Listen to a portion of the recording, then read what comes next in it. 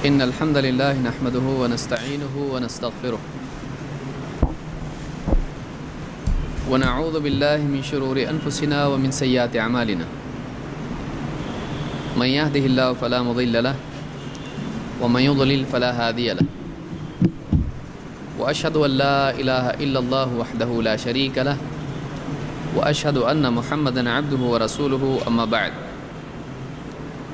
فإن خير الحديث كتاب الله وخير الهدي هدي محمد صلى الله عليه وسلم وشر الأمور محدثاتها وكل محدثة بدعة وكل بدعة ضلالة وكل ضلالة في النار. وقال النبي صلى الله عليه وسلم وصلوا كما رأيتموني أصلي. نماز کا طریقہ تقریباً 29 صفحات ہمارے مکمل ہو چکے ہیں یا ہوں گے، اور اس اعتبار سے مکمل حجم آپ کورس کا دیکھیں تو اس اعتبار سے ہم بالکل ابھی درمیان میں پہنچ گئے ہیں، آدھا ہو گیا ہے، آدھا باقی ہے. تو ابھی سے آپ امتحان کی تیاری شروع کرتے ہیں، اس لیے کہ اس کورس میں اگر آپ کو یاد ہے تو وضو بھی ہے، بغیر وضو کی نماز نہیں.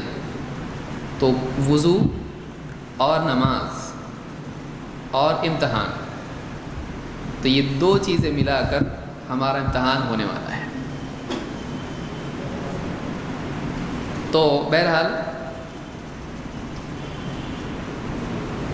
آگے ہم لوگ بڑھتے ہیں. صفحہ نمبر 29 پر ہم ہیں.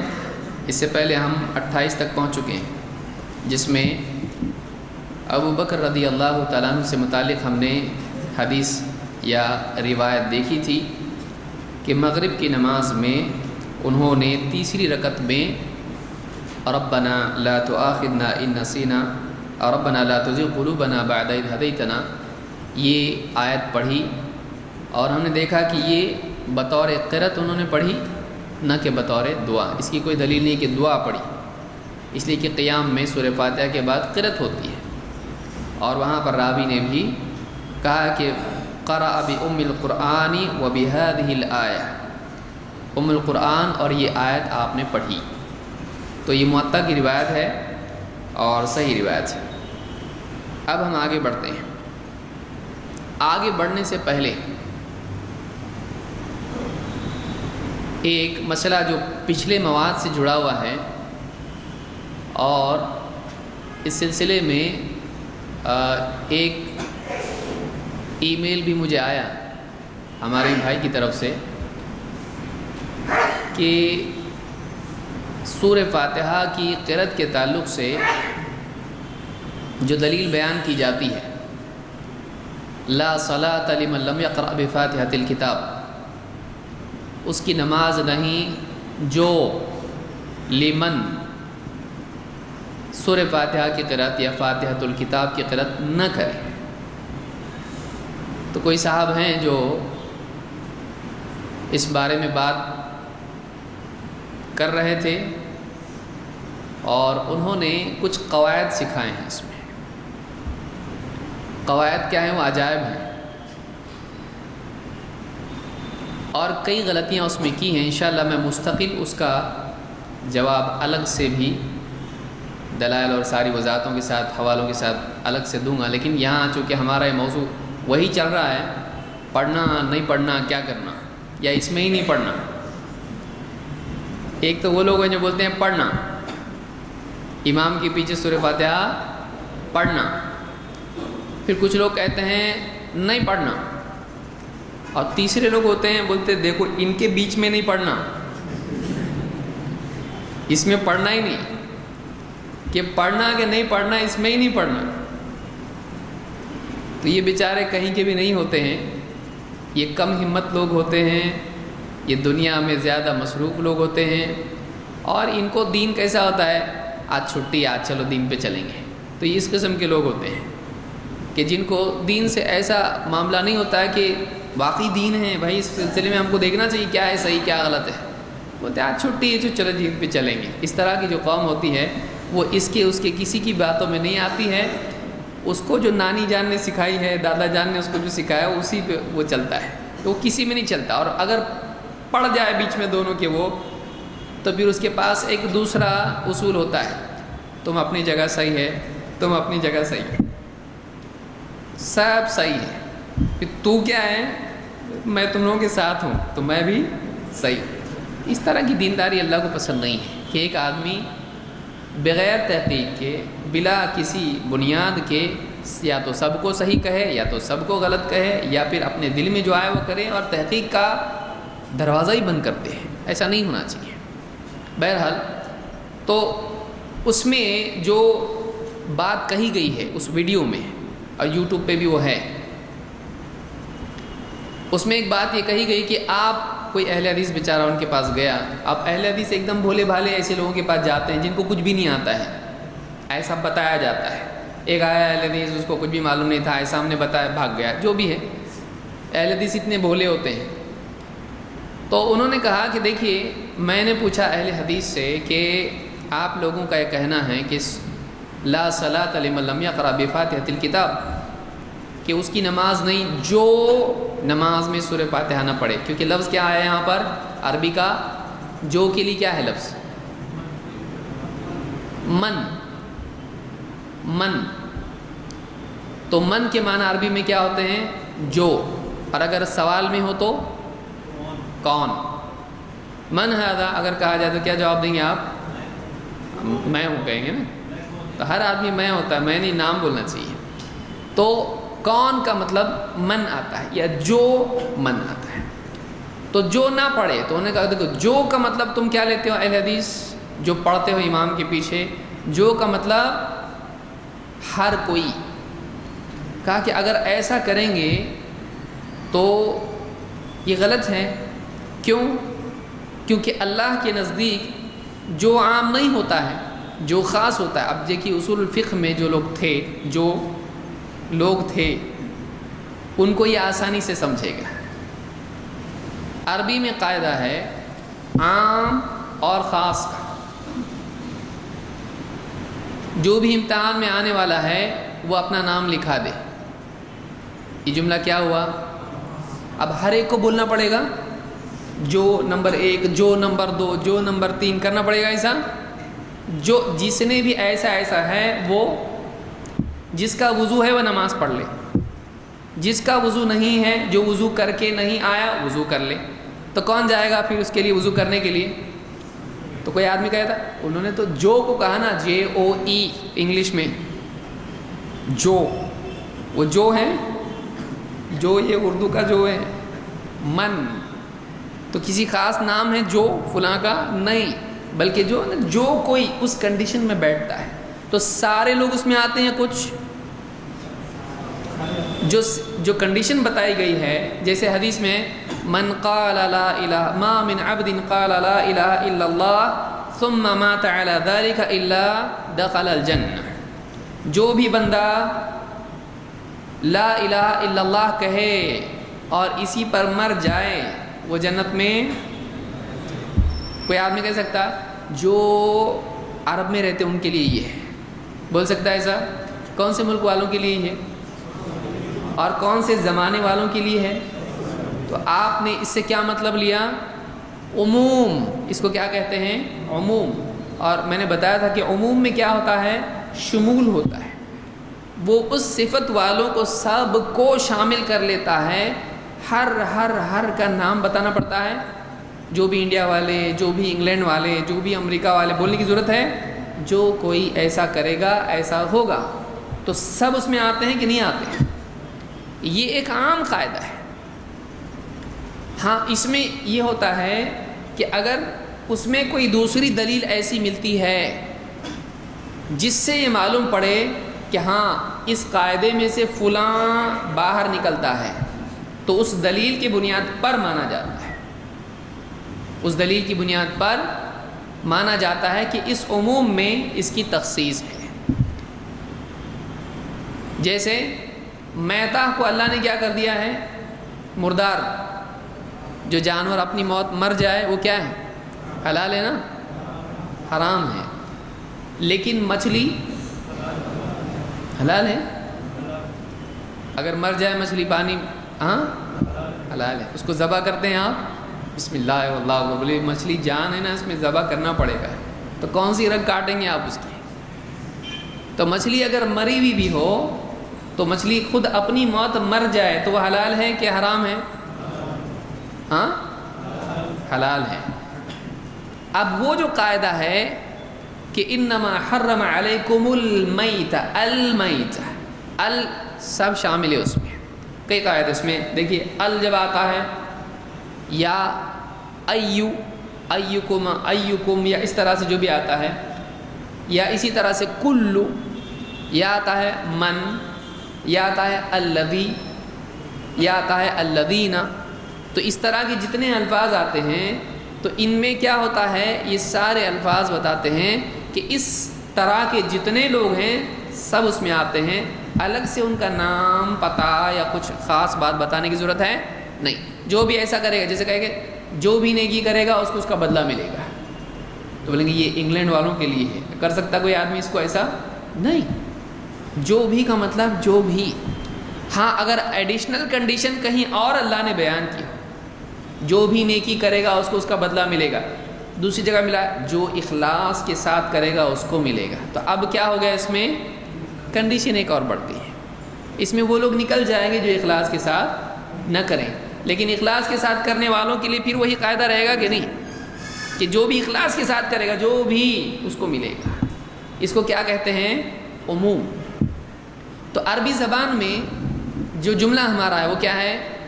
لا صلاۃ، نماز نہیں اس کی، کس کی؟ لمن لم یقرأ بفاتحۃ الکتاب، جو سورہ فاتحہ نہ پڑھے، جو سورہ فاتحہ نہ پڑھے، تو جو میں ہم کس کو لیتے ہیں؟ امام، مقتدی، منفرد، مرد، عورت، مسافر، مقیم، سب اس میں آ جاتے ہیں، کیونکہ حدیث میں کیا ہے، کیا لفظ بولتے ہیں ہم اس کے لیے؟ عموم، وہ عام ہے، عام ہے۔ جیسے کوئی کہے عام دعوت ہے تو کہے کوئی کہ میں بھی آؤں، تو کیا بولے گا عام دعوت ہے۔ یا کوئی آدمی کہے کہ بھائی سب گھر کے لوگوں کو دعوت ہے، بولے میں گڈو کو لا سکتا ہوں، تو سب گھر میں آتے نہ ہو، تو جب عام بیان کیا جاتا ہے تو اس میں سب آ جاتے ہیں۔ اب اس حدیث میں بھی کیا ہے، اس کی نماز نہیں جو سورہ فاتحہ نہ پڑھے، اس میں بولنے کی ضرورت ہے فلاں صاحب، فلاں صاحب، فلاں صاحب، عموم ہے اس میں۔ وہ کہتے ہیں نہیں، ایسا کریں گے تو عموم اس میں گڑبڑ ہو جائے گی۔ کیوں؟ دلیل دیکھیے، ایک پڑھا لکھا آدمی ان پڑھ باتیں کرے تو بہت خراب لگتا ہے، ایک آدمی جس کو نہیں آتا ہے اور وہ ایسی کوئی غلطی کرے تو اس کو غلطی کہا جاتا ہے، لیکن جو آدمی پڑھ لکھ کے ایسی غلطیاں کرے تو ایسے آدمی کو کیا کہا جائے، وہ الفاظ سوچنا پڑے گا تھوڑا۔ بہرحال آپ لوگ سوچیے، انہوں نے دلیل میں کیا کہا، اس کو جہل مرکب کہتے ہیں۔ انہوں نے دلیل میں سورہ شورا کی آیت پیش کی، آیت نمبر 5۔ دیکھیے استدلال کیسے کیا جاتا ہے اور کیسے پکڑا جاتا ہے۔ دیکھیے چور کتنی بھی بڑی چوری کرے اور کتنا بھی سنبھال کے کرے، پکڑا جاتا ہے وہ، اللہ کے یہاں تو پکا ہے۔ وَالْمَلَائِكَةُ يُسَبِّحُونَ بِحَمْدِ رَبِّهِمْ وَيَسْتَغْفِرُونَ لِمَنْ فِي الْأَرْضِ، سورہ شورا آیت نمبر 5۔ مجھ کو ایسا لگتا ہے آج کا درس اسی میں جانے والا ہے، لیکن ٹھیک ہے، اس میں ہم کو دو چیز سیکھنا ہے، ایک مسئلہ، بلکہ تین، ایک مسئلہ اور دوسرے دھوکہ اور تیسرے دھوکہ پکڑنا۔ تو آیت سورہ شورا کی آیت نمبر 5 کیا پیش کی؟ وَالْمَلَائِكَةُ يُسَبِّحُونَ بِحَمْدِ رَبِّهِمْ وَيَسْتَغْفِرُونَ لِمَنْ فِي الْأَرْضِ، فرشتے اللہ کی حمد کے ساتھ اس کی پاکی بیان کرتے ہیں۔ اللہ ساری خوبیوں والا ہے بھی کہتے ہیں، اور اللہ سارے عیبوں سے پاک ہے یہ بھی کہتے ہیں، تو دونوں جمع ہو کے تعریف کا اور ثنا کا یا اللہ کی حمد و ثنا کا کمال اس میں پیدا ہوتا ہے کہ اللہ ساری خوبیوں والا ہے اور کوئی بھی عیب اللہ میں نہیں ہے۔ وَيَسْتَغْفِرُونَ لِمَنْ فِي الْأَرْضِ، اور استغفار کرتے ہیں ان کے لیے جو زمین میں ہیں۔ یہاں کیا آیا لفظ لی من فی الارض، تو من میں کیا آ رہا ہے؟ تن من دھن، ہاں من میں عربی زبان کا قاعدہ من سب، ہر جو کوئی، کہاں ہے؟ فی الارض، جو کوئی زمین میں ہے ان کے لیے کیا کرتے ہیں؟ استغفار کرتے ہیں۔ انہوں نے کہا دیکھیے آپ تو کہہ رہے ہو کہ من سے سب آتے ہیں، اور اللہ تعالیٰ بتا رہا ہے کہ من میں من خاص ہے، اور آپ کیا کہہ رہے ہیں؟ من عام ہے، اور اللہ کے نزدیک من خاص ہے۔ ایسا ہے؟ ایسا نہیں ہے۔ عربی زبان کا قاعدے کے اعتبار سے من عام ہی ہے۔ یہاں پر لیکن سوال کیا ہو رہا ہے؟ مسئلہ کیا آپ ابھی تک سمجھے نہیں ہیں؟ اس میں کافر بھی آتے ہیں۔ زمین میں کون ہے؟ میں نے کہا دیکھو اس میں فرعون بھی آتا ہے، اور فلانا بھی آتا ہے، اور فلانے بھی آتا ہے۔ زمین میں سب ہیں، یا آج بھی جتنے غیر مسلم ہیں زمین میں ہے کہ آسمان میں ہو؟ زمین میں، کہ سب اسپیس میں ہے؟ زمین میں۔ تو اس آیت کے اعتبار سے اگر آپ کہتے ہو کہ من میں سب آتے ہیں، تو اس آیت کے اعتبار سے بھی زمین میں جو ہیں، کون کون ہے زمین میں؟ مومن بھی ہیں، اور تو ان سب کے لیے فرشتے کیا کرتے ہیں؟ کرتے ہیں۔ کون بولا آپ کو نہیں کرتے؟ دلیل ہے؟ آپ کو لگ رہا میرا دل بولتا نہیں کرتے ہوں گے ان کے لیے۔ تو سوال یہ ہے کہ ایک آدمی جو کہہ رہا ہے کہ اس سے معلوم ہوا کہ ان کو چاہیے تھا کہ بتائیں کہ اس میں کافر کیسے نہیں آتے، کیونکہ اس میں من آ رہا ہے کا مطلب ہے کہ جو زمین میں سب کے لیے مغفرت کی دعا کرتے ہیں۔ اب اپنے طور پر وہ کہہ رہے ہیں کہ نہیں اس میں تو یہ بھی آ جائیں گے، تو پھر آپ بتائیے نا آیت میں سے آپ نے نکالا کیسے باہر اس کو؟ یا اس سے صرف مومن مراد ہیں؟ اس آیت میں کہاں ہے؟ اس میں یہ بھی نہیں ہے کہ سارے زمین والے آ رہے ہیں، اس میں یہ بھی نہیں ہے کہ سارے مومن آ رہے ہیں، اس میں ہے دونوں میں سے کوئی۔ زمین میں جو ہیں وہ ہیں کون؟ تو اب ایسا جب ہوتا ہے تو اس کے ساتھ میں اگر کوئی اور دلیل قرآن میں یا حدیث میں جب ہوتی ہے، اگر وہ یہ بتاتی ہے کہ اس سے من میں سارے مراد نہیں ہیں، اس میں کوئی ایسا اشارہ قرآن میں یا حدیث میں ملتا ہے کہ جو اس عموم کی تخصیص کرتا ہے۔ اس کی مثال کیا دی تھی میں نے تھوڑی دیر پہلے؟ مردار۔ تو آپ بولیں گے اللہ نے تو بتایا نا مردار حلال حرام ہے، تو اب مچھلی بھی کیا ہونا چاہیے؟ لیکن آپ کیا کہیں گے اس میں؟ مردار کا قاعدہ اپنی جگہ ہے، لیکن اس میں سے کیا چھٹی کس کو مل گئی؟ اب کوئی آدمی الٹا کرے، دیکھو مردار مچھلی رہ کے بھی کیا ہے؟ حلال ہے، بس جو بھی مردار ہے وہ حلال رہتا ہے۔ مچھلی مردار ہے کہ نہیں؟ تو اب آپ اس کو کیا کریں گے؟ وہ یہ قاعدہ پکڑ کے بیٹھ گیا، آپ کہیں گے دیکھو عمومی قاعدہ کون سا ہے؟ حرام۔ مردار کیا ہے؟ حرام ہے، لیکن نام لے کے کس کو حلال بتایا گیا ہے؟ تو یہ چیز اس میں سے باہر نکل جائے گی، لیکن قاعدہ اپنی جگہ باقی رہے گا۔ سمجھ میں آ رہی بات؟ سب اندر آؤ، احمد تو باہر ہی کھڑا رہے۔ تو اب اس میں کیا ہوگا؟ احمد یہ سوچے گا سب میں تو میں بھی آتا ہوں، جتنے اسٹوڈنٹس ہیں سب اندر آؤ، احمد تو باہر جا۔ تو احمد پہلا جملہ پکڑ کے بول رہا ہے، کیا بول رہا ہے؟ جتنے اسٹوڈنٹس، تو جتنے میں بھی کیا ہوں؟ اسٹوڈنٹ، تو میں بھی اندر آتا ہوں۔ سمجھ میں آئی بات؟ تو ایسا نہیں ہو سکتا ہے، استثناء اس میں ہوتا ہے، ایک عموم اپنا قاعدہ۔ اب کوئی آدمی کہے دیکھو احمد باہر جا رہا ہے، وہ بھی اسٹوڈنٹ ہے، احمد جب جا سکتا ہے تو ہم کیوں نہیں جا سکتے؟ کرے گا ایسا؟ نہیں۔ تو عام قاعدہ اپنی جگہ رہتا ہے، اس میں سے یہ تھوڑی مشکل چیزیں میں بہت آسان کر کے سمجھانے کی کوشش کر رہا ہوں۔ عام قاعدہ عموم کا اپنی جگہ ہے، لیکن اس میں سے باہر کیا نکلے گا؟ جیسے حدیث میں ہے، ابھی ہم پورا وہی قاعدہ سمجھنے کی کوشش کر رہے ہیں، ہو گیا ہے پوری زمین اللہ کے نبی صلی اللہ علیہ وسلم کے لیے کیا بنائی گئی ہے؟ وَجُعِلَتْ لِيَ الْأَرْضُ مَسْجِدًا وَطَهُورًا، میرے لیے پوری زمین کیا بنا دی گئی ہے؟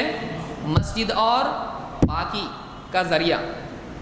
تو کہیں بھی نماز پڑھ سکتے ہیں اور تیمم کسی بھی مٹی سے کر سکتے ہیں کہ یہ کر سکتے ہیں کہ صرف مدینہ کی مٹی چلتی، ایسا ہے؟ کہاں کی چلتی مٹی؟ پوری زمین۔ لیکن کیا آپ قبرستان میں نماز پڑھ سکتے ہیں؟ کیا آپ بیت الخلاء حمام میں نماز پڑھ سکتے ہیں جہاں غسل لیا جاتا ہے؟ نہیں۔ تو آپ کہیں یہ بھی زمین ہے، لیکن حدیث میں ممانعت اس کی موجود ہے۔ آپ نے فرمایا لیکن کیا نہیں ہے؟ ترمذی کی حدیث میں جیسے حمام اور مقبرہ، اس میں نماز نہیں ہے۔ تو عمومی قاعدہ کیا ہو گیا؟ اپنی جگہ باقی ہے، اس میں سے کچھ چیز ہٹا کے بازو کر دی جاتی، اس کو کیا کہتے ہیں؟ استثناء کہتے ہیں، یا اس کو تخصیص کہتے ہیں۔ تخصیص الگ ہے، استثناء الگ ہے، تھوڑا سا فرق ہے، لیکن پھر بھی آپ اتنا پکڑ کے چلیے، اس میں سے کچھ کیا ہوتا ہے؟ استثناء ہوتا ہے۔ تو اب انہوں نے کہا کہ وَالْمَلَائِكَةُ يُسَبِّحُونَ بِحَمْدِ رَبِّهِمْ وَيَسْتَغْفِرُونَ لِمَنْ فِي الْأَرْضِ، فرشتے کیا کرتے ہیں؟ زمین میں جو ہیں ان کے لیے کیا کرتے ہیں؟ استغفار کرتے ہیں۔ تو اس میں زمین میں جو ہے میں سارے مسلمان بھی ہیں اور مسلمانوں کے علاوہ مشرکین اور کفار سب آ گئے اس میں۔ اب ہم کو یہاں یہ دیکھنا ہے کہ من کا قاعدہ غلط ہے یا اس میں استثناء ہیں تاکہ ان کی غلط فہمی دور ہو۔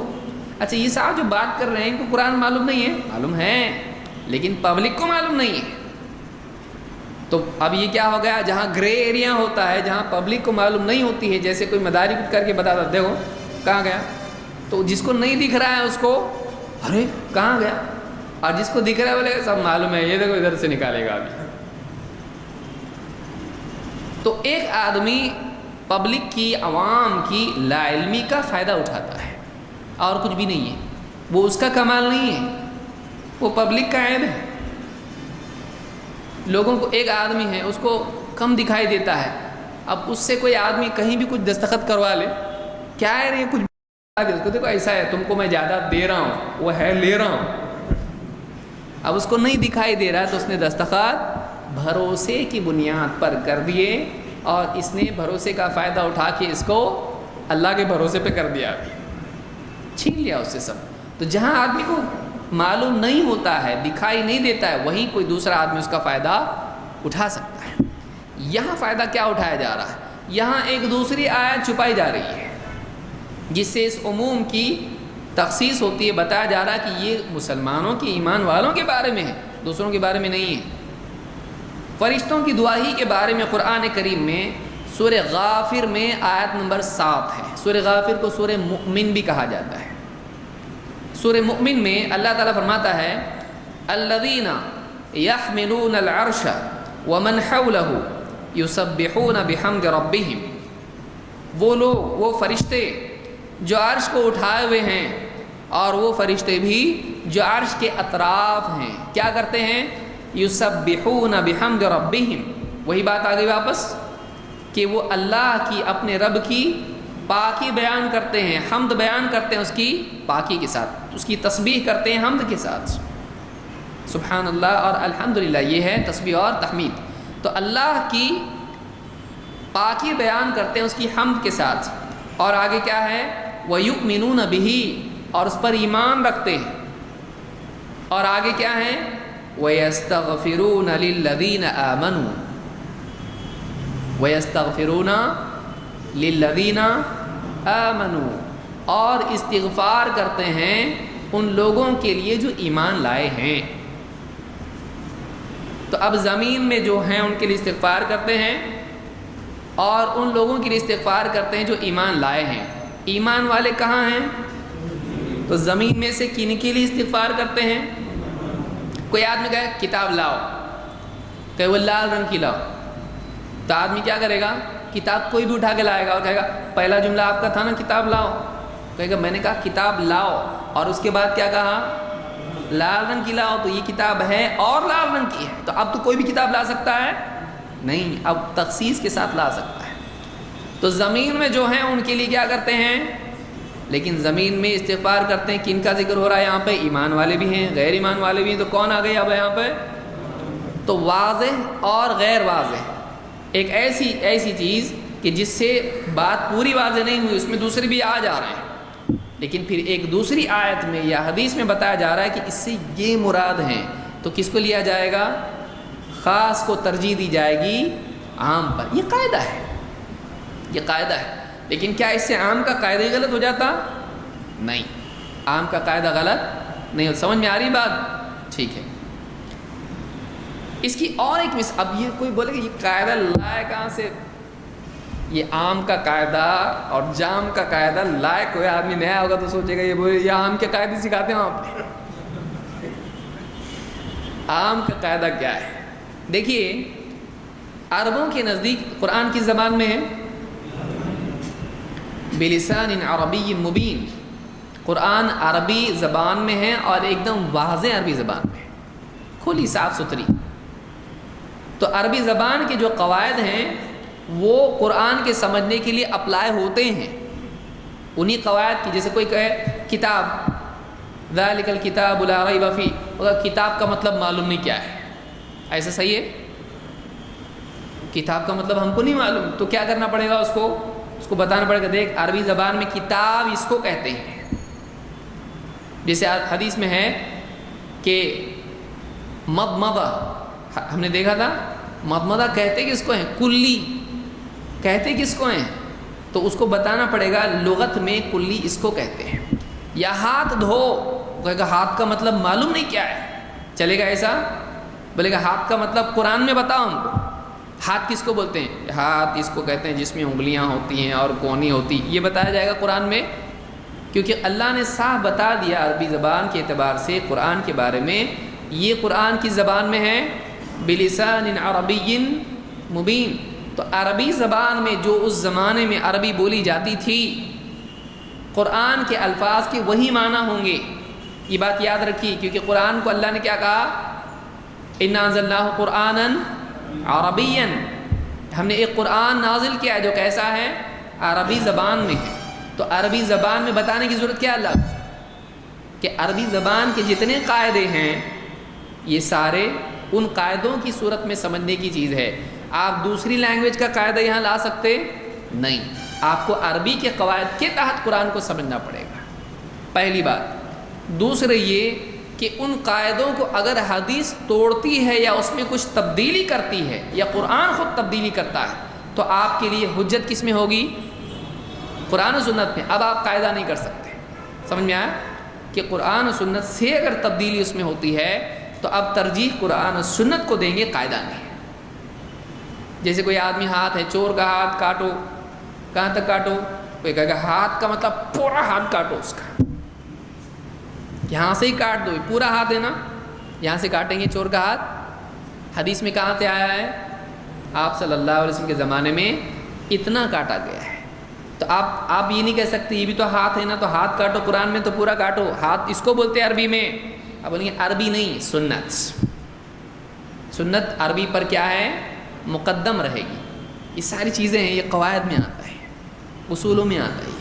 بہرحال تو اب قرآن کریم میں ایک آیت ہے سورہ الانبیاء آیت نمبر 98 میں، کہاں سے آیا یاد ہے ہم لوگ اس موضوع پہ؟ سورہ فاتحہ سے، فاتحہ آج شروع ہو رہا ہے۔ قرآن کریم میں سورہ الانبیاء آیت نمبر 98 اللہ نے فرمایا انکم وما تعبدون من دون اللہ حسب جہنم، تم اور وہ سب جن کی تم عبادت کرتے ہو اللہ کے سوا، سب کے سب جہنم کا ایندھن ہے۔ تم سے مراد کون ہے؟ مشرکین سے خطاب ہے اس میں، کیونکہ اللہ کے سوا دوسروں کی عبادت کون کرتا ہے؟ مشرکین۔ اس میں کوئی آدمی کہ اس میں مسلمانوں سے بات ہو رہی، مسلمانوں کی کیسے بات ہوگی؟ اس میں کس سے بات ہو رہی؟ وہ جو اللہ کے سوا دوسروں کی عبادت کرتے ہیں، جو شرک کرتے ہیں۔ تو اللہ نے فرمایا تم اور اللہ کے سوا جن کی تم عبادت کرتے ہو وہ سب، ما تعبدون، ما کیا آتا ہے؟ ما بھی کیا ہے؟ عموم کا صیغہ ہے۔ من کی طرح، من کن کے لیے آتا ہے؟ جانداروں کے لیے، اور ما کس کے لیے آتا ہے؟ جو، اس میں بے جان بھی آتے ہیں، کبھی جانداروں کے لیے بھی وہ آ سکتا ہے، ٹھیک ہے؟ کون سی صورت میں آپ پڑھتے ہیں اس کو؟ ہاں؟ لا اعبد ما تعبدون، تو ہم ترجمے میں کیا بولتے ہیں؟ لا اعبد ما تعبدون، لا اعبد میں عبادت نہیں کرتا، ما تعبدون جن کی تم عبادت کرتے ہو. تو اس میں کون آ رہا ہے؟ لات آ رہا ہے کہ عزا آ رہا ہے؟ سب آتے ہیں. جن کی تم عبادت کر، یہ ایسا ہے کہ میں کچھ کی نہیں کرتا ہوں، کچھ کی کرتا ہوں، ایسا ہوگا مطلب لا اعبد ما تعبدون جن کی تم عبادت کرتے ہو میں ان کی عبادت. تو ان کے سارے بت آئے کہ تھوڑے؟ سارے. ماں میں کیا آتا ہے؟ سارے. لیکن پرابلم اب کیا ہو رہا ہے یہاں پہ دیکھیے، اس آیت کے نزول کے بعد یہ آیت کیا ہے؟ انکم وما تعبدون من دون اللہ حسب جہنم، تم اور جن کی تم عبادت کرتے ہو اللہ کے سوا وہ جہنم کا کیا ہے؟ ایندھن ہے، فیول جس کو آپ کہتے ہیں. تو کفار نے یہاں ایک نیا شوشہ نکالا. انہوں نے کیا کہا؟ اچھا اب عیسیٰ علیہ السلام کا کیا کریں گے؟ کیونکہ عیسائی کس کی عبادت کرتے ہیں اللہ کے سوا؟ قرآن کی آیت کیا ہے؟ تم اور جن کی تم عبادت کرتے ہو اللہ کے سوا وہ سب کہاں جائیں گے؟ اور وہ بھی جہنم کا کیا ہے؟ نے کہا کہ انہوں نے دیکھو یہود عبادت کس کی کرتے ہیں؟ عزیر کی. اور نصارہ کس کی عبادت کرتے ہیں؟ عیسیٰ علیہ السلام کی. پھر اب تو یہ بھی جائیں گے جہنم میں. تو انہوں نے کیا کیا؟ مشرکین نے اس طرح کا ایک سوال کھڑا کیا، واقعی سوال ہے. اللہ تعالیٰ نے اس کے جواب میں آیت نازل فرمائی، اسی سے آگے ہے یہ سورہ انبیاء کی آیت نمبر 98 سے لے کے آپ پڑھتے جائیے آگے، اس کے شان نزول میں بھی آئے گا. یہ تفسیر میں کثیر یا جو بھی تفاسیر آپ پڑھیں گے اس میں ملے گا آپ کو. اللہ نے آیت نازل کی، ان الذین سبقت لهم منا الحسنى اولئک عنها مبعدون. ان الذین سبقت لهم منا الحسنى، وہ بندے جن کے لیے ہمارے ہاں سے پہلے ہی اچھا وعدہ کیا جا چکا ہے. سبقت لهم منا الحسنى اولئک عنها مبعدون، وہ جہنم سے دور ہی رہیں گے. یعنی کون؟ جتنے نبی، جتنے صالحین جنہوں نے اپنی زندگی میں کسی کو شرک نہیں سکھایا، ان کے بعد لوگ ان کی عبادت کرتے تو کیا وہ بھی جہنم میں جائیں گے؟ اللہ نے کہا جن کے لیے ہمارا وعدہ ہے، نیک تھے، اچھے تھے، سب کچھ کیا ہم نے وعدہ جنت کا جن سے کیا ہے، وہ جہنم سے دور رہیں. یہاں سوچنے کی بات یہ ہے کہ اللہ نے نہیں کہا تم کو قاعدہ ہی معلوم نہیں عربی کا کہ اس میں عموم مراد ہوتا ہی نہیں ہو. اللہ نے ایسا کہا، انہوں نے اس عموم کے قاعدے سے دلیل پکڑی. سمجھ میں آ رہی بات؟ سمجھنے کی کوشش کیجیے. مشرکین نے اعتراض کی بنیاد کیا بنائی؟ عربی زبان کا عموم کا قاعدہ.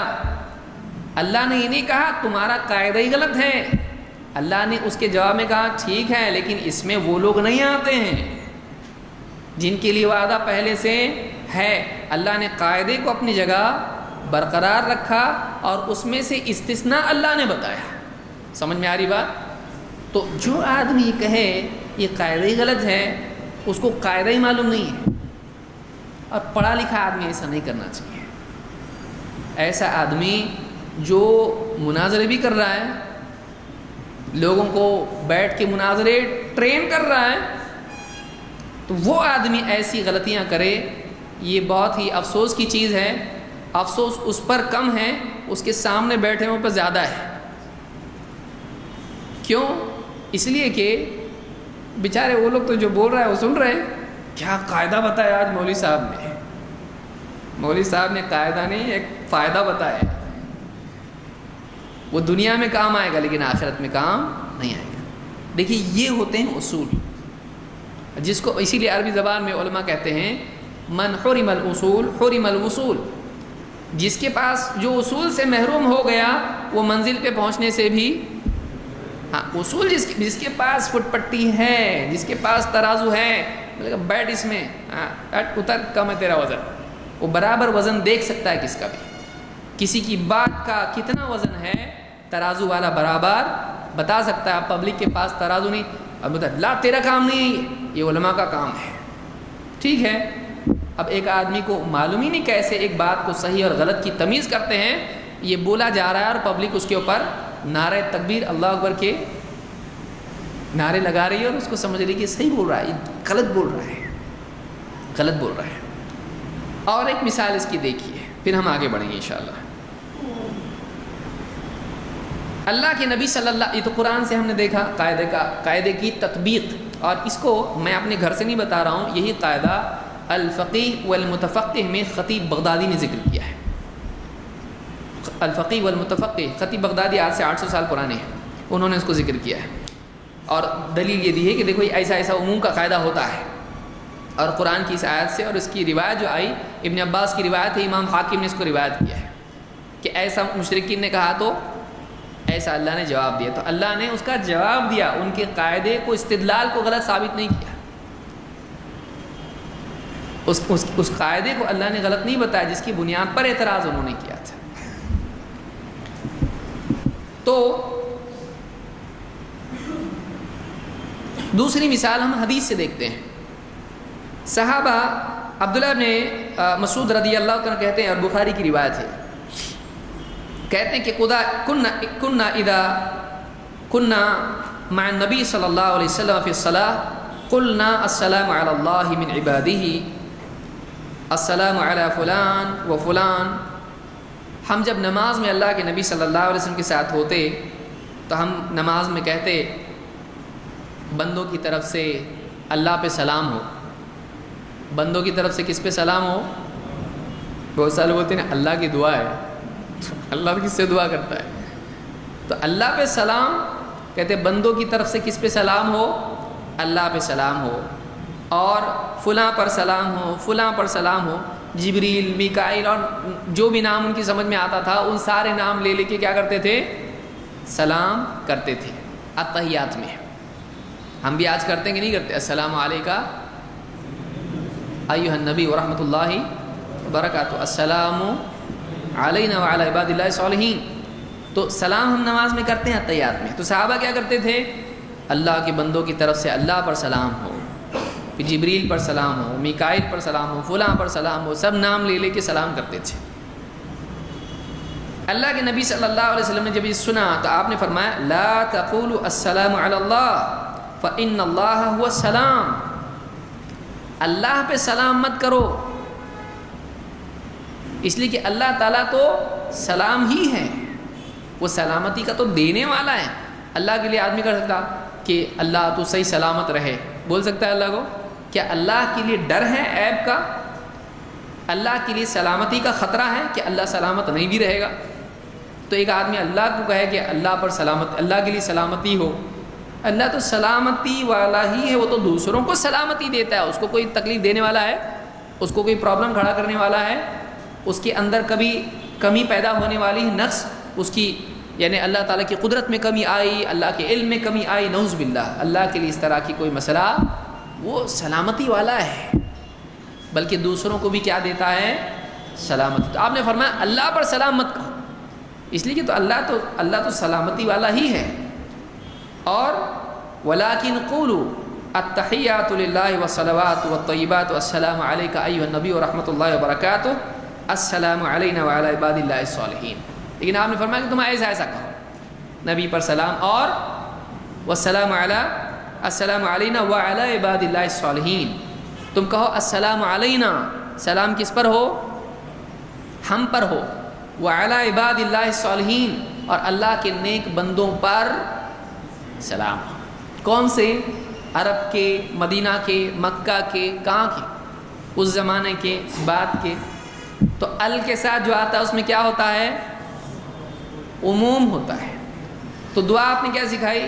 آپ نے کہا تم یوں کہو السلام علینا، فلاں فلاں کا نام لینے کی ضرورت نہیں ہے، تم یہ دعا کرو کہ اے اللہ ہم پر سلام ہو اور اللہ کے سارے نیک بندوں پر کیا ہو؟ سلام ہو۔ اور آپ نے آگے کیا سمجھایا؟ آپ نے قاعدہ سمجھایا، آپ نے فرمایا کہ السلام علینا وعلی عباد اللہ الصالحین فإنکم اذا قلتم اصاب کل عبد فی السماء او بین السماء والارض۔ آپ نے فرمایا کہ جب تم ایسا کہو گے کہ ہم پر سلام ہو اور اللہ کے سارے نیک بندوں پر سلام ہو، جب تم ایسا کہو گے تو آسمان و زمین میں جتنے نیک بندے ہیں یہ سلام سب کو پہنچے گا۔ اس میں کیا ثابت ہو رہا ہے؟ الصالحین، عباد اللہ، اللہ کے نیک بندے کون سے؟ تھوڑے ادھر کے ادھر کے وہاں کے یہاں کے کدھر کے؟ تو آپ نے سمجھایا یہاں پر قاعدہ کہ عموم کا لفظ جب استعمال کیا جاتا ہے تو آپ نے کیا کہا؟ جب تم ایسا کہو گے اللہ کے نیک بندوں پر سلام تو آسمان و زمین میں جتنے نیک بندے نام لینے کی ضرورت نہیں، سب کو سلام پہنچ جائے گا۔ معلوم یہ ہوا کہ عموم کا لفظ استعمال کرنے سے سارے اس میں شامل ہو جاتے ہیں۔ تو قرآن میں بھی ملا، اور اب یہ آدمی بول رہا ہے بیچارہ کہ اللہ کے نزدیک تو کیا ہے؟ من سے مراد خاص کہاں ہے؟ یہ حدیث ہے کہ قرآن ہے؟ جو حدیث ہم ذکر کر رہے ہیں وہ قرآن میں ہے، تو اللہ کے نزدیک من کا مطلب کہاں ہے؟ قرآن میں بتایا اللہ نے ایسا؟ اللہ نے نہیں بتایا کہ من کا مطلب اللہ کے نزدیک خاص ہوتا ہے۔ تو اب کل من علیہا فان سے کیا مراد ہے؟ من علیہ من ہے نا، زمین پر جتنے سب کیا ہونے والے ہیں۔ اب بولیں گے نہیں اس کا مطلب خاص ہے، اللہ والے زندہ رہتے ہیں، کچھ تو نکالے گا نیا آدمی سے۔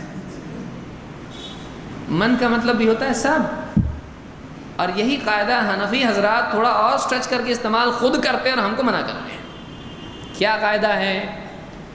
حنفیوں کے نزدیک جتنے بھی چمڑے ہیں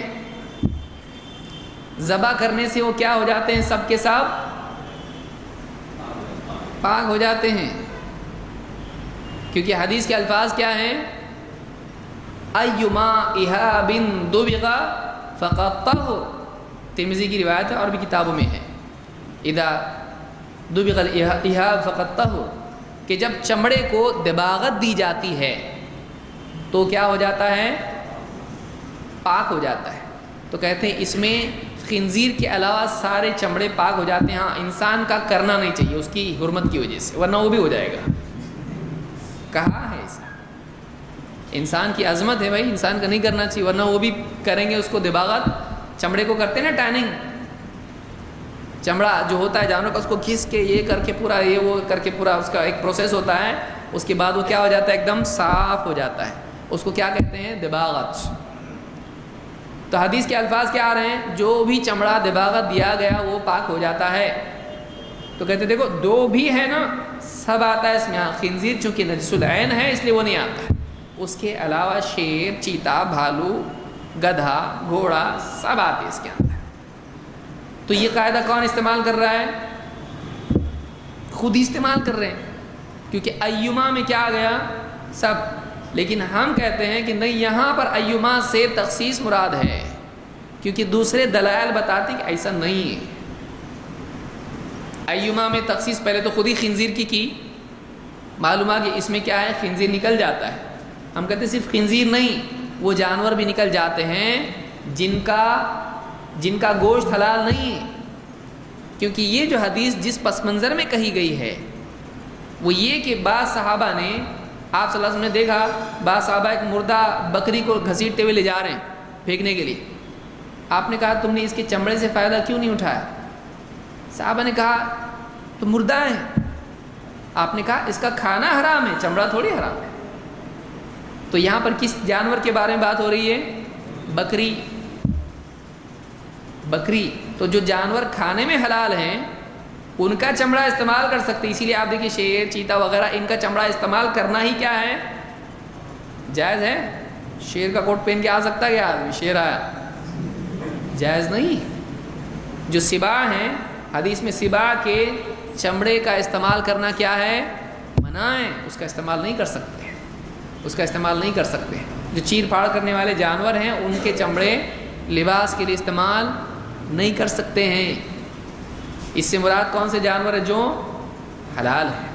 اسی لیے آپ صلی اللہ علیہ وسلم نے جب کتوں کو مارنے کا حکم دیا، مدینہ میں دیا کہ نہیں دیا؟ مارو کتوں کو، آپ نے کہا ان کے چمڑے استعمال کرو، کیونکہ مال کا ضائع کرنا جائز ہے نہیں۔ اسی طرح سے آپ کے زمانے میں کبھی گدھوں کے اور کتوں کے چمڑے استعمال کیے گئے نہیں، لیکن آپ نے دیکھا صحابہ کو بکری کو گھسیٹ رہے ہیں، پھر کہا کہ اس کا استعمال کرو. صحابہ نے کہا اس کا کھانا حرام ہے. کھانا اس کا حرام ہے لیکن چمڑا اس کا حرام نہیں. لیکن گدھوں کے سلسلے میں، کتوں کے سلسلے میں آپ نے کہا ایسا نہیں. تو جو جانور کھانے جائز نہیں ہیں ان کا چمڑا استعمال نہیں کیا جائے گا. اب دیکھیے ادھر الٹا ہو گیا، ادھر ہم ادھر آ گئے وہ ادھر گئے. لیکن ہم کس بنیاد پر گئے؟ دلیل کی بنیاد پر. لیکن ہمارا کہنا ہے کہ قاعدہ آپ یہاں کیسا استعمال کر رہے ہیں. آپ بول رہے ہیں نا قاعدہ نہیں ہے ایسا کوئی، یہاں تو خصوص ہے، من سے تو خاص مراد ہے. تو پھر یہاں کیسا ہوا؟ ایما میں کہاں سے سب آ گئے؟ تو آپ نے اس قاعدے کے تحت آپ نے اس کو لیا، کیونکہ عربی زبان میں ایسا ہی ہوتا ہے، بلکہ کسی بھی زبان میں ایسا ہوتا ہے، کسی بھی زبان میں ایسا ہوتا ہے. اس میں ایک عمومی قاعدہ ہوتا ہے اور ایک دلیل ہوتی ہے جس سے کچھ کو باہر نکالا جاتا ہے، لیکن باقی سب کے لیے وہ قاعدہ مانا جاتا ہے. جیسے کوئی کہے کہ ہر ایک کو موت آنے والی ہے، تو کہے کہ اللہ کو بھی؟ کہ نہیں، اللہ کے لیے موت نہیں ہے. کیوں؟ قرآن میں اللہ نے بتایا. قرآن میں کیا اللہ نے کہا؟ وَتَوَكَّلْ عَلَى الْحَيِّ الَّذِي لَا يَمُوتُ، اور اس ذات پر بھروسہ کر جو زندہ ہے، اس کو موت نہیں. اللہ کے لیے موت ہے، حدیث میں بھی ہے کہ اللہ کے لیے کوئی موت ہے نہیں ہے، لیکن جن اور انسان ان کے لیے موت ہے. کل من علیہا فان ویبقى وجہ ربک ذی، اللہ نے کہا نا کہ سب کے لیے فنا ہے لیکن اللہ کے لیے بقا ہے. تو خارجی دلیل ایک ہوتی ہے جس سے ایسا معلوم پڑتا ہے. بہرحال تو کوئی آدمی اگر ایسا کہے تو اس کو آپ بتائیں کہ دیکھیے اس میں ایسا ایسا قاعدہ ہے. کوئی آدمی آپ سے کہہ سکتا ہے قرآن حدیث میں کدھر ہے قاعدہ؟ آپ کے قرآن حدیث میں ہی قاعدہ ہے، گھر میں بنا ہوا نہیں، ہماری فیکٹری میں نہیں بنا ہے.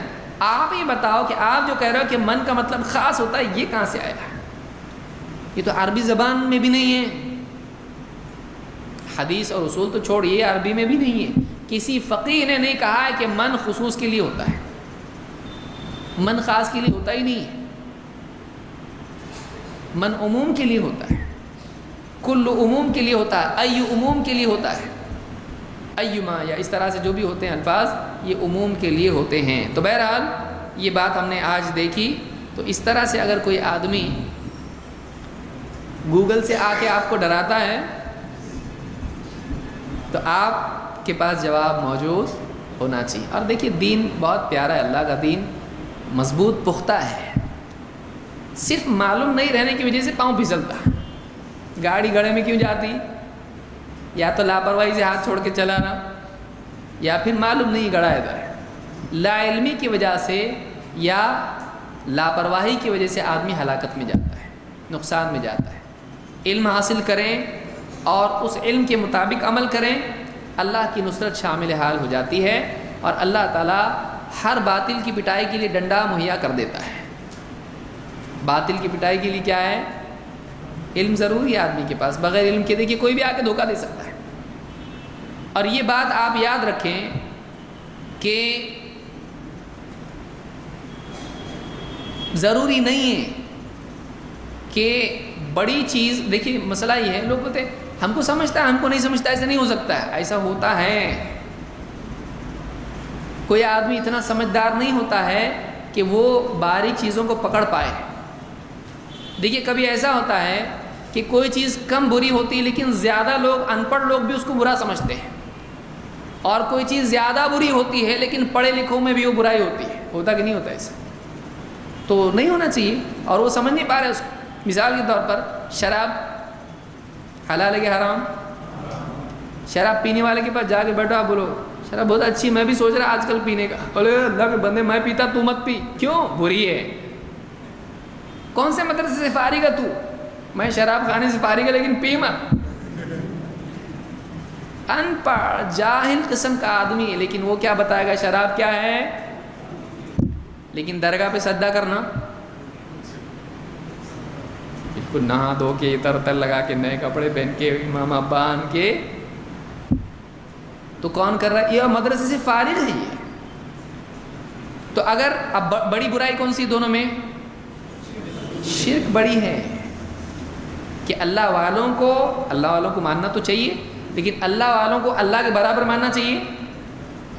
شرک برا ہے، شراب سے برا ہے شرک، لیکن شراب کی برائی سمجھنے والے زیادہ ہیں اور شرک کی برائی سمجھنے والے، تو زیادہ خطرناک کی برائی پڑھے پڑھے لکھے بھی نہیں سمجھ رہے ہیں، اور چھوٹا خطرناک ہے اس کو ان پڑھ بھی سمجھ رہے ہیں۔ تو ضروری نہیں کہ جو زیادہ ڈینجر ہوگا اس کو زیادہ آسانی سے آدمی سمجھ لے گا، کبھی الٹا بھی ہوتا ہے کہ جو زیادہ ڈینجر ہے اس کو سمجھنے والے کم ہوتے ہیں، اور جو کم ڈینجر ہے اس کو ان پڑھ بھی سمجھ لیتا ہے۔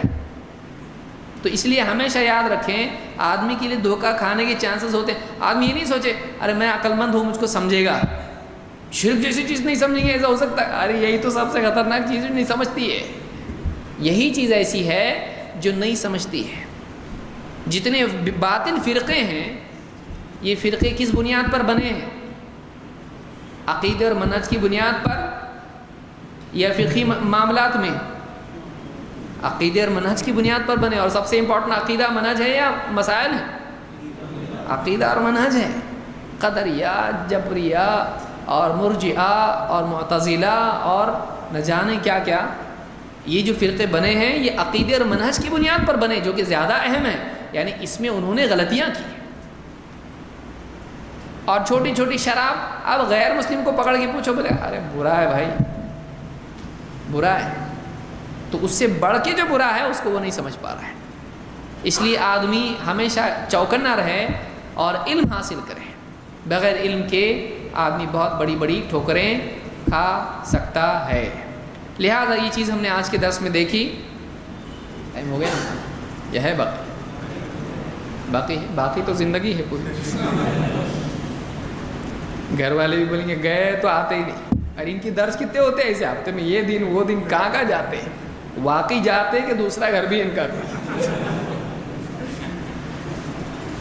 بیویاں بڑی خطرناک ہوتی ہیں، روٹی جل رہی اس کا دھیان اتنا نہیں رہے گا، لیکن اس کی برابر آئے گی، وہاں کچھ تو گڑبڑ ہے، اس کو بو محسوس ہوتی، شوہر کا کچھ تو گڑبڑ ہے۔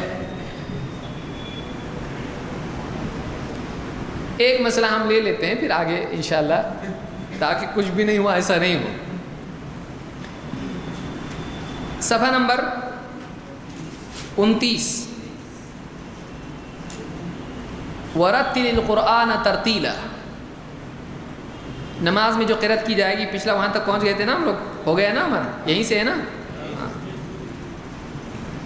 وَرَتِّلِ الْقُرْآنَ تَرْتِيلًا، آپ لوگ اپنے نوٹس میں مارک کر کے رکھا کیجیے، جو جو ہوتا جاتا ہے اس کو ٹک کریں، صحیح صحیح صحیح، ایسا تو آپ جہاں تک نہیں آئے گا آپ کو سمجھ میں آئے گا کہ یہاں سے پڑھنا ہے۔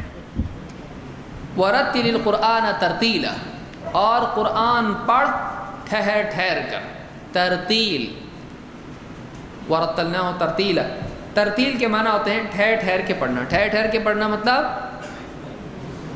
ایک ایک آیت پر ٹھہرنا اور سکون سے پڑھنا، تیزی سے نہیں پڑھنا، بلکہ کیسے پڑھنا؟ سکون کے ساتھ۔ اور سنت اس میں کیا ہے؟ ایک آیت پڑھ کے رکنا، الحمدللہ رب العالمین، پھر اس کے بعد الرحمن الرحیم، پھر اس کے بعد مالک یوم الدین۔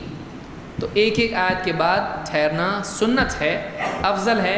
اگر جوڑ کے پڑھتا ہے تو نماز نہیں ہوگی یا فاسد ہوگی، ایسا کچھ نہیں ہے، لیکن آدمی کو چاہیے کہ وہ سنت پر عمل کرے۔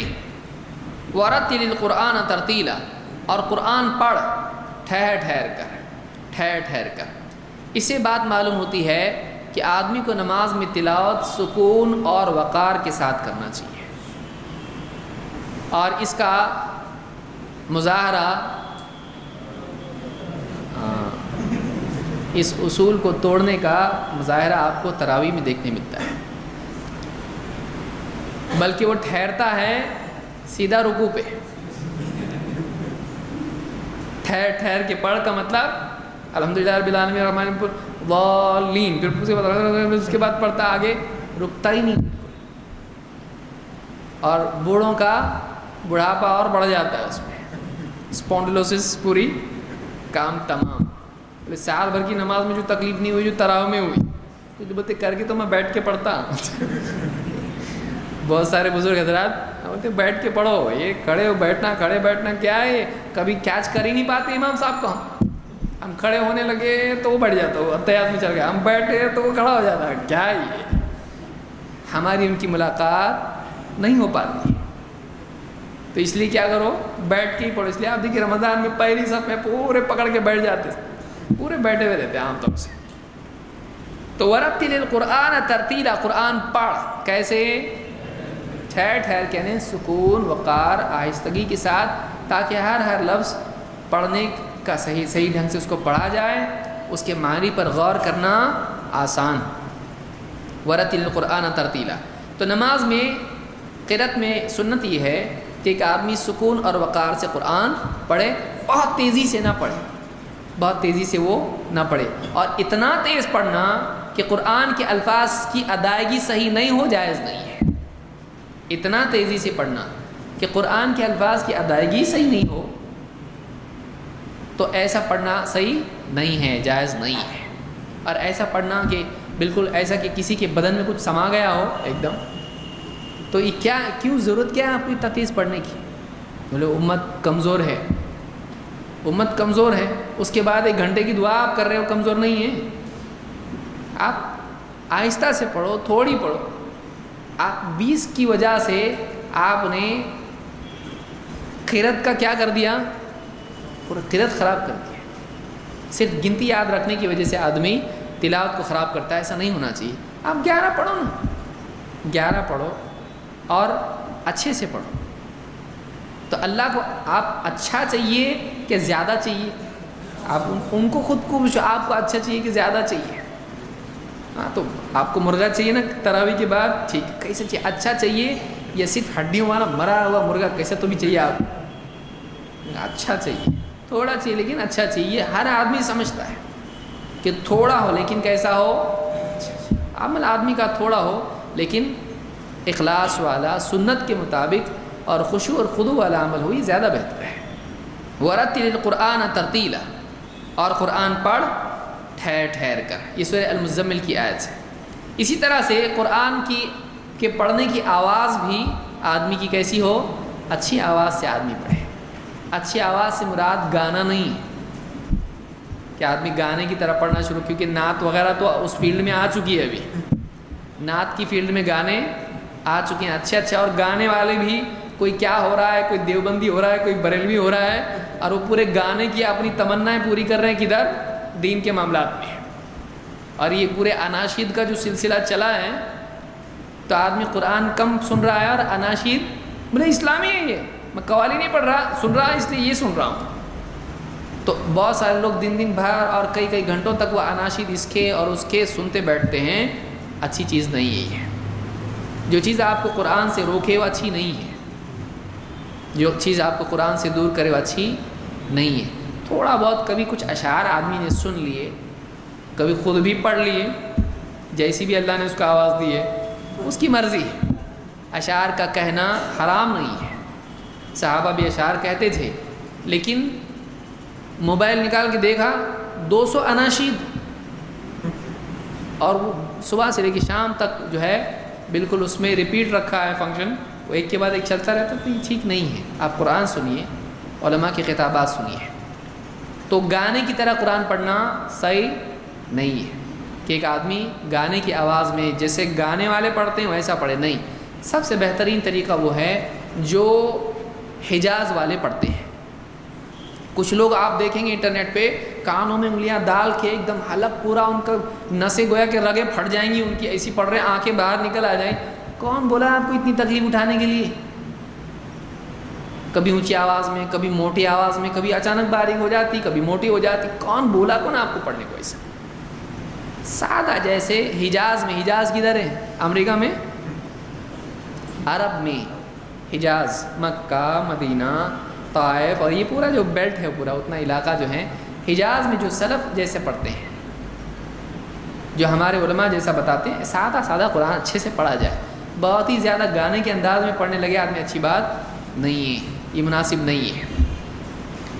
تو اللہ کے نبی صلی اللہ علیہ وسلم نے فرمایا زینوا القرآن باصواتکم، زینوا القرآن باصواتکم، قرأت کو زینت دو اپنی آواز سے، یا قرآن کو زینت دو. قرآن کے 2 معنی ہوتے ہیں عربی زبان میں. قرآن ایک تو قرآن ہے، القرآن جو جس کو ہم قرآن کہتے ہیں، اللہ کا کلام. دوسرا آدمی کی پڑھنے کو بھی کیا کہتے ہیں؟ قرآن. تو اپنی قرأت کو کیا کرو؟ زینت دو. کس کے ذریعے سے؟ اچھی آواز کے ذریعے سے. اچھی آواز سے آدمی جیسا بھی اس کو اچھا آتا ہے. جیسے کسی کی آواز موٹی ہے، کسی کی پتلی ہے، کسی کی کیسی ہے، تو آدمی وقار اور سکون اور احترام کے ساتھ قرآن پڑھے. گانوں کی طرح قرآن نہیں پڑھے، اور ایسا بھی نہ پڑھے کہ سونے والے گھبرا کے جاگ جائیں کیا ہوا ہے. تو ایسے پڑھے آدمی کہ قرآن کا احترام باقی رہے اور سننے والے کو سکون محسوس ہو، اچھا لگے اس کو سننے کو، اور اس کے دل میں بھی رقت طاری ہو، رقت ہو اس کے دل میں. اس کو امام البخاری نے تعلیقاً صحیح البخاری میں روایت کیا ہے، اور مختلف کتابوں میں حدیث موجود ہے. صحیح بخاری میں روایت موجود ہے. زین القرآن باصواتکم، اپنی آواز سے قرآن کو یا قرأت کو، تلاوت کو زینت دو. یعنی اس سے قرآن کی زینت کیا ہو جاتی ہے؟ بڑھ جاتی ہے. جب آدمی اچھے ڈھنگ سے اس کو پڑھتا ہے تو قرآن اچھے سے پڑھنا چاہیے، کیسا بھی نہیں پڑھ لینا چاہیے، اچھے سے آدمی پڑھے قرآن کو. تو یہ ہم نے 2 باتیں آج سیکھیں. انشاءاللہ مزید باتیں اگلے درس میں ہم دیکھیں گے.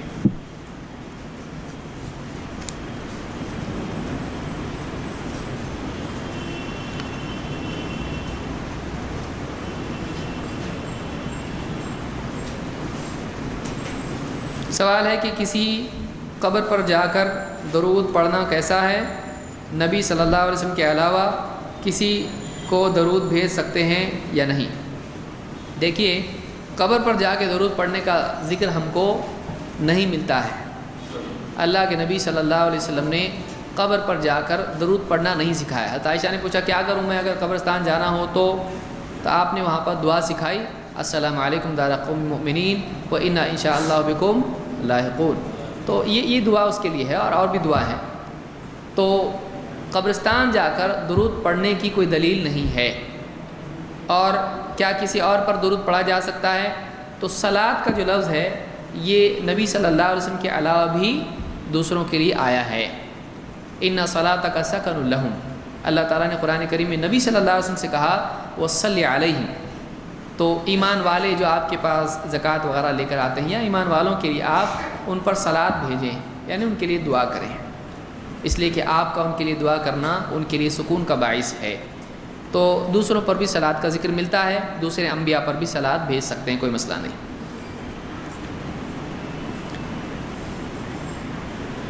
سوال ہے کہ مکہ میں جمعہ کی دوسری اذان کیوں ہوتی ہے؟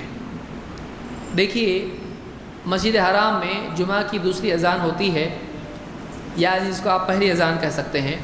تو یہ وہاں پر عمل یہ ہو رہا ہے، لیکن اس سلسلے میں دلیل جو ہم کو ملتی ہے وہ یہ کہ اللہ کے نبی صلی اللہ علیہ وسلم کے زمانے میں ایک ہی اذان ہوا کرتی تھی. بہت ساری چیزیں مکہ میں اور مدینہ میں بعد کے دور میں آئیں، جن میں سے ایک چیز یہ بھی تھی کہ مکہ میں 4 مصلے بچھائے جاتے تھے. تو یہ چیز بعد میں بند کر دی گئی، لیکن تھی وہ، لیکن نبی صلی اللہ علیہ وسلم کے زمانے میں نہیں تھی. تو آپ دیکھیں گے کہ اس کو بیچ والا دور یا نبی کا دور. تو نبی صلی اللہ علیہ وسلم کے زمانے میں مکہ میں ایک ہی اذان ہوتی تھی، لیکن بعد میں جب حضرت عثمان رضی اللہ تعالیٰ کا زمانہ آیا اور مدینہ میں جب آبادی بڑھ گئی تو اس وقت میں انہوں نے دوسری، یعنی جو پہلے ہوتی ہے اس اذان کا حکم دیا. وہ بھی زورا کے مقام پر ہوتی تھی، مسجد میں نہیں. اس کے بعد وہ عمل بعض لوگوں نے دوسرے علاقوں میں بھی جاری کر دیا، تو اس سے سارے علاقوں میں، بہت سارے علاقوں میں ہوا. لیکن ابن حجر نے کہا ہے کہ بعض اہل مغرب میں انہوں نے اس پر انکار کیا ہے.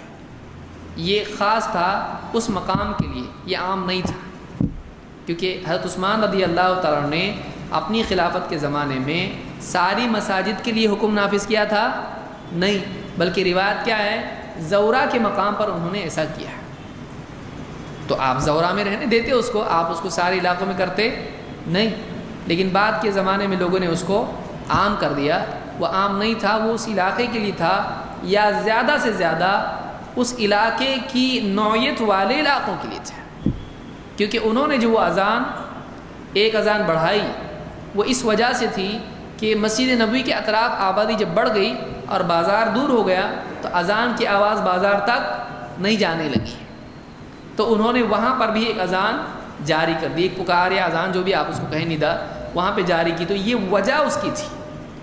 اگر ایسی وجہ کہیں اور ہے کہ مسجد ہے، جمعہ ہوتا ہے اور بازار تک آواز نہیں جاتی ہے، تو اگر وہاں پر دوسری اذان کی جاتی ہے بازار میں، چلے گا۔ حضرت عثمان رضی اللہ عنہ کا عمل غلط نہیں تھا، لیکن آپ ساری مسجدوں میں اس کو کر دیں، دلیل کیا ہے؟ حضرت عثمان نے تو ساری مسجدوں میں نہیں کیا، اور آپ مسجد میں کریں، دلیل کہاں ہے؟ بازار میں تھا وہ، تو بازار سے مسجد میں لانے کی دلیل کیا ہے؟ اور جس وجہ سے تھا وہ وجہ آج نہیں ہے۔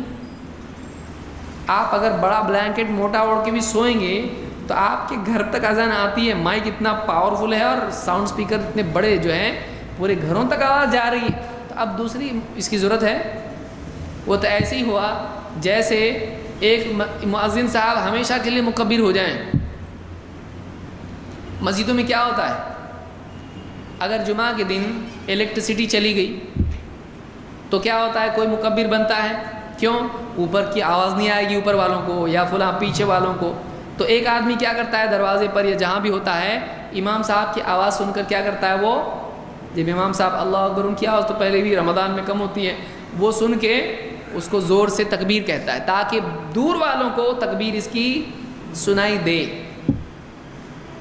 لیکن کوئی آدمی کہے بھائی تکبیر ہونا چاہیے، تو لائٹ ہو تب بھی روزانہ کرنے لگے، چلے گا ایسا؟ بولے کتنا اچھا لگتا نا دو تکبیر۔ تو ایسا اگر کر کے آدمی لاؤڈ سپیکر جہاں ہے وہاں بھی تکبیرات شروع کر دے، صحیح ہے؟ نہیں، ضرورت ہی نہیں اس کی۔ جب ضرورت تھی تب ٹھیک تھا، جب ضرورت نہیں۔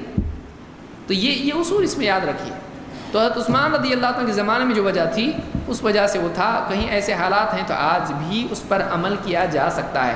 بعض لوگ کہتے ہیں تم لوگ اس کو بدعت کہتے ہیں، ہم بدعت نہیں کہتے، ہم تمہارے عمل کو بدعت کہتے ہیں، حضرت عثمان کے عمل کو نہیں۔ حضرت عثمان نے بازار میں کی، تم مسجد میں کرتے ہو، انہوں نے ایک خاص مقام پہ کیا، تم سارے علاقوں میں کرتے ہو، تو یہ غلط ہے، یہ ہمارے نزدیک غلط ہے۔ حضرت عثمان کا عمل غلط تھا؟ نہیں۔ سوال ہے کہ کیا قبر پر فاتحہ پڑھنے کی کوئی دلیل قرآن و سنت میں ہے؟ قبر پر فاتحہ پڑھنے کی کوئی دلیل قرآن و سنت میں نہیں ہے۔ ہاں، جنازے کی نماز جو ہوتی ہے اس میں سورہ فاتحہ پڑھنے کی دلیل ہے۔ عجیب بات ہے، جہاں پڑھنا چاہیے پبلک پڑھتی نہیں، جہاں نہیں پڑھنا چاہیے پڑھتی ہے۔ کوئی آدمی مر جائے، اس کی جنازے کی نماز میں سورہ فاتحہ پڑھنا چاہیے۔ ابن عباس نے تو زور سے پڑھ کے سنا، کہا اس لیے پڑھا زور سے کہ تم کو معلوم پڑے یہ سنت ہے، یہ نبی کا طریقہ ہے کہ جنازے کی نماز میں کیا ہونا چاہیے، سورہ فاتحہ۔ لیکن جنازے میں لوگ عام طور سے پڑھتے ہیں نہیں، اور کب پڑھتے ہیں؟ قبر پہ جا کے پڑھتے ہیں۔ تو جہاں پڑھنا چاہیے قوم کرتی نہیں، جہاں نہیں پڑھنا چاہیے وہاں پڑھتی، کیونکہ اللہ کے نبی صلی اللہ علیہ وسلم اور صحابہ میں سے کسی سے بھی ثابت نہیں کہ قبر پر جا کر انہوں نے سورہ فاتحہ پڑھی ہو، کوئی دلیل اس کی نہیں ہے۔ اب اگر کوئی آدمی کہے اس میں غلط کیا ہے، اس میں غلط یہی ہے کہ تو نے اپنے دل سے ایک عمل کیا جس کی دلیل نہیں ہے، اور غلط کیا چاہیے تجھ کو، اور اتنا ہی غلط کافی ہے نا، قاعدے کے باہر تو گیا، جو قاعدہ ہے تو نے سلف کا طریقہ چھوڑ کے تو نے عمل کیا، یہی غلط ہے، اور الگ سے غلط تجھ کو کہاں بتائیں ہم لوگ؟ تو یہی اس کے لیے تردید کے لیے کافی ہے کہ ثبوت اس کا نہیں ہے۔ اقول قولی ھذا واستغفر اللہ لی ولکم۔